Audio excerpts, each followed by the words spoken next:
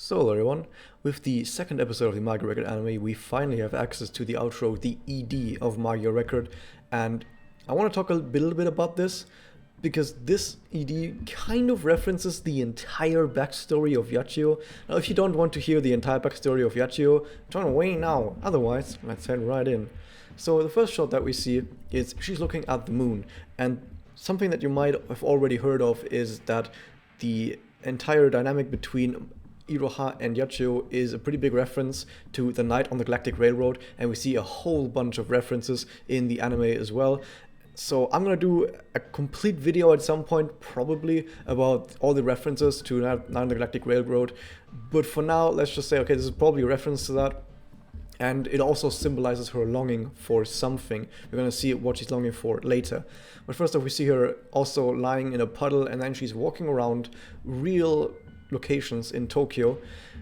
It looks nice, but for now there's not really anything too symbolical or referential behind this other than she's alone in the big city wearing a black dress. I'm gonna get to why it's actually important that it is a black dress later on. For now though, we see a silhouette of her doing modeling, because in case you didn't know, Yachiyo is a model. So originally when Yachiyo became a magical girl, she was in a group of models and she wanted to survive as the leader. So when Kyubey came to her, she wished to be a survivor. That was her wish. Now then we see the elevator, and the elevator basically is a metaphor or a symbol for her entire life as a magical girl. We see the numbers that are steadily increasing, and we also see the lights atop the door increasing.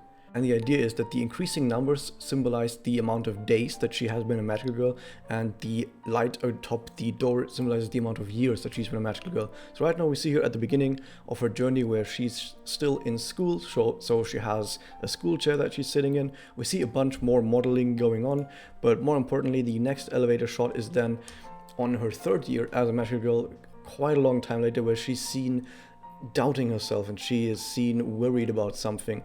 Now, something that is going on here as well in her backstory is that every year she's writing a letter to Mifuyu, and Mifuyu is writing a letter to her, where they're basically saying these letters are our final wills in case we ever randomly die without any warning.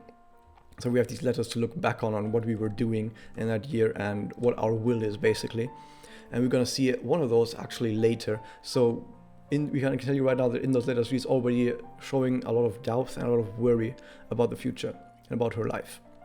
And then in the next shot, more importantly, this is now quite a long time later. This is now the 5th year of her being a magical girl.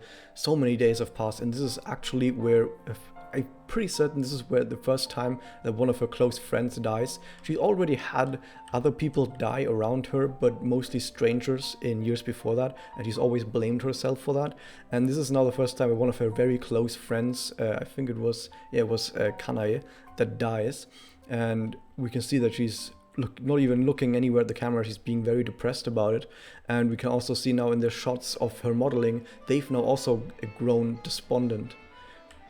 And then in the final shot, we then see her in the darkened elevator with all the lights on, and this is now basically the current year Yachiyo. We also see that the chair is now different, and this is actually a chair that is standing in Mikasuki Villa. Then finally we get the shot of her being submerged in water, and we see her actually threatening to drown. And right as she's drowning, we then see multiple photos flashing by, kind of like the light flashing before her eyes as she's drowning.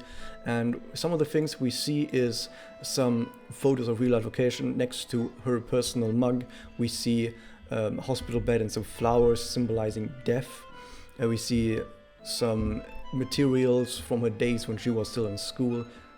And then more importantly, we see a letter. And this is actually one of the letters that I was talking about earlier. This is the one that she wrote at age 14. This letter is fairly uneventful. She just talks about having found someone she might be interested in. And it's like, oh man, isn't it weird to like someone if you're a magical girl and you might just randomly die.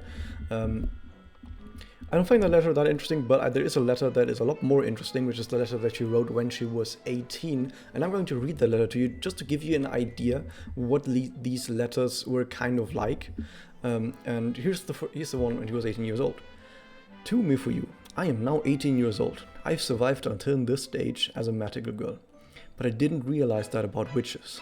I hate Kyubey from the bottom of my heart. I feel so frustrated that I never realized that, but I have one more worry. There is a chance that my wish is killing everyone. It's my fault that she became a witch, so I could live on. I'm afraid that my wish to be a survivor might have been granted in this form. In truth, I feel I mustn't get involved with anyone. But you, Mifuyu, you alone are more than a teammate, but a partner. I want to be with you until the end. Please forgive me for being so weak as to wish this. From Yachiyo, age 18. The witching out that she mentioned was when Mel witched out, which also was around that time when she was age 18. Which I think is about 1 year before the events of the Magia record story. The actual reason why she's drowning has now become rather apparent in that she has gone through her entire life as a magic girl.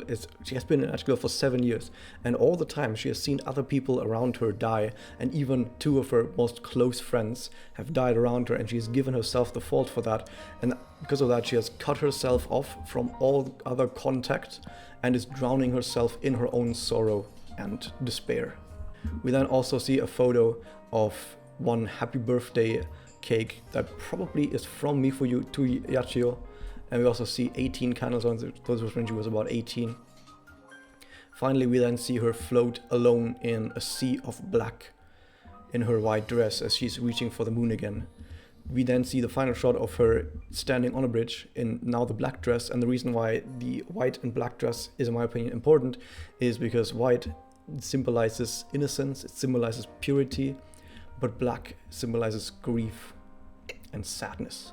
So you could say that throughout all of her years as a magical girl, she has tried to be the best that she can, but ultimately all of her despair and sorrows drowned her, and she is now someone who spends her life alone, someone who spends her life in regret, and she's now walking through the rain alone, but with 2 umbrellas. And you know who that second umbrella is for? It's for Iroha, because we know from the opening there is a shot that's on this same bridge where she helps up Iroha. So now that we know basically the entire backstory of Yachiyo that is described in this ED, we then also see in the reference at the ending that who is going to save Yachiyo but her future girlfriend. Thank you guys for watching. If you want to see more, leave a subscribe, and I'll see you guys next time.